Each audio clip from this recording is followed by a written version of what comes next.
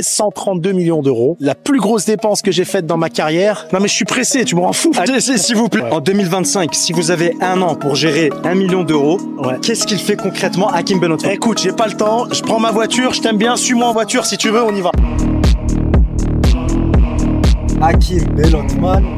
Hakim, merci beaucoup pour cette opportunité. Merci à Franchement, toi. c'est un truc de fou. Je suis super content. Après le micro-trottoir, on a parlé un petit peu. On s'est échangé. Il avait un petit rendez-vous. Et maintenant, on prend la route. Je t'emmène avec moi, on se fait ce parcours. Exactement. Qui nous emmène à Marseille.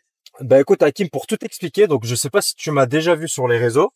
Ouais. J'ai lancé une petite chaîne. Je t'ai montré rapidement le concept des micro-trottoirs sur Cannes, sur Monaco, etc. Ben écoute, je prends tes conseils à chaque fois dans tes podcasts. Tu dis en ce moment la trend c'est le digital, c'est des trucs comme ça. Je sais pas t'en penses quoi. Tu es en deuxième année de master. Je suis en alternance. Je fais ça de côté. Je bosse le week-end. Il y a un Américain, il s'appelle Alex Hormozy. Il dit c'est pas ton 9 à 5 qui te tue, c'est ton 5 à 9. Yeah. Yeah man. Il a raison. Oui, en fait, je dois payer mon loyer, tu vois, donc je peux pas me consacrer à 100% à ce que je suis en train de faire actuellement parce que je gagne pas mon argent. Donc, je prends de tes conseils, j'essaie de regarder à fond des infopreneurs, on va dire, des gens qui parlent business, etc. Alors, avant tout, est-ce que tu connais mon histoire? Est-ce que tu connais ma vie? Absolument. Alors, moi, j'ai vu tous tes podcasts. Tu peux nous faire une petite présentation pour imaginer il y a des gens qui te connaissent pas? En deux lignes. Alors, moi, je suis pas un infopreneur, je suis un entrepreneur. Je suis précurseur et visionnaire de ma génération. J'étais le premier de ma génération, si tu veux, à lancer la franchise à thématique halal. Tu as vu toutes les franchises que tu vois aujourd'hui halal, un peu tendance. Ils ont tous regardé Zone Interdite en 2008, la plupart me l'ont dit. Et si tu veux, c'est à partir de là que ces gens-là se sont dit c'est possible de devenir franchiseur. Parce qu'avant, c'était pour les grands monsieur la franchise. D'accord, donc c'était pas démocratisé comme maintenant. C'était pas démocratisé. Quand j'allais au salon de la franchise, quand j'avais 22 ans, il y avait que des messieurs de 50, 60 ans. Ok. J'étais le premier dans la franchise et ça a donné envie à des milliers d'entrepreneurs de créer leur business. Il n'y a pas un jour, Omar, où je marche pas dans la rue, où un type il m'arrête pas et me dit putain mais Hakim, c'est grâce à toi que j'ai lancé mon entreprise parce que je t'ai vu en 2008 sur Zone Interdite.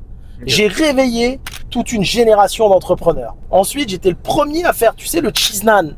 Ouais.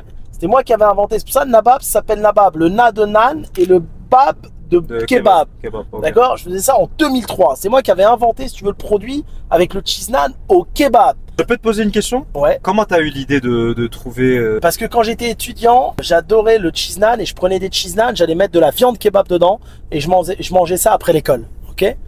Après, j'étais le premier de ma génération à faire une foncière avec plus de 100 murs commerciaux. Ok. T'avais quel âge? J'avais 21 ans. 21 ans. Quand j'ai créé ma foncière. Putain. Ok.